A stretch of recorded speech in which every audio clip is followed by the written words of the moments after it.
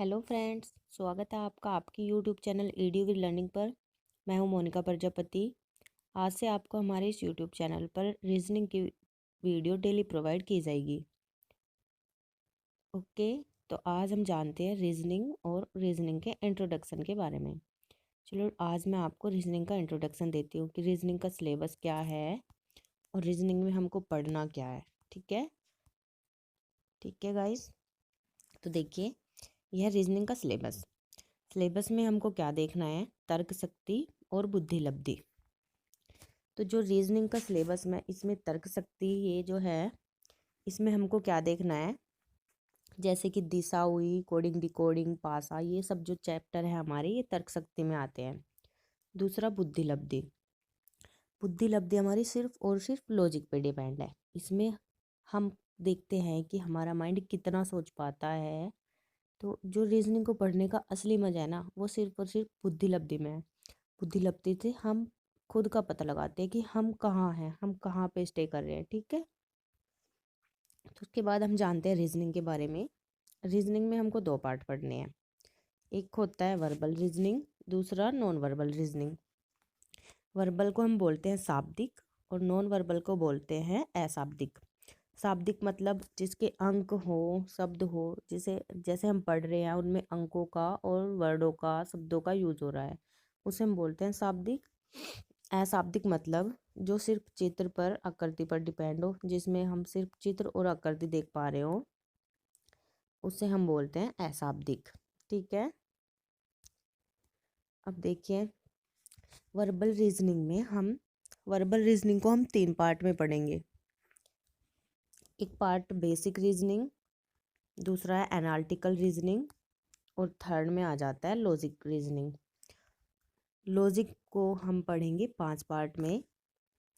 Number first पे कथन और तर्क, दूसरा कथन निष्कर्ष, तीसरा कथन और कार्यवाही, उसके बाद कथन और पूर्वानुमान, उसके बाद कथन और शर्त। कथन और शर्त जैसे कि कथन दे दिया और फिर शर्त दे दी कि भाई इनमें कौन सी शर्त ज़्यादा सही बैठती है, इस टाइप से कथन और शर्त पढ़ेंगे। कथन और पूर्वानुमान यानी कि जैसे कुछ कथन दे दिया गया है तो वो टीचर्स या जो भी हमसे जानना चाहते हैं कि क्या पूर्वानुमान हम पहले से लगा के आए हैं। हमने कुछ फ्यूचर प्लानिंग की होगी, कुछ पहले से पास्ट में सोच के आए होंगे, तो ऐसे कथन और पूर्वानुमान के बारे में हमें पढ़ना होता है। उसके बाद हम देखते हैं एनालिटिकल रीजनिंग। एनालिटिकल में हम क्या देखेंगे, एनालिटिकल में हम पढ़ेंगे बाइनरी, पहेली, इनपुट आउटपुट और न्याय निगमन। ये 4 टॉपिक हम इसमें पढ़ेंगे। उसके बाद बेसिक जो रीजनिंग का 30% भाग है वो बेसिक पे डिपेंड है।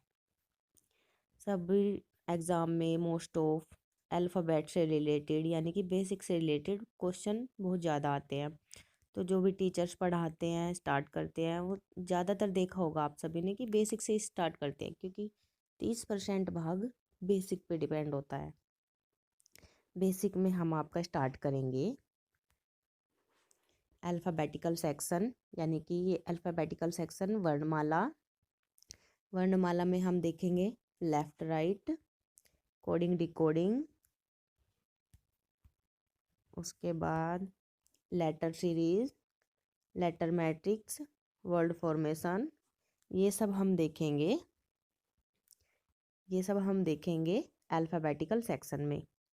उसके बाद दूसरा चैप्टर शुरू होगा, हम देखेंगे दिशा दूरी, रक्त संबंध, कर्म निर्धारण, बैठकीकरण, वेन आरेख, घड़ी, कैलेंडर,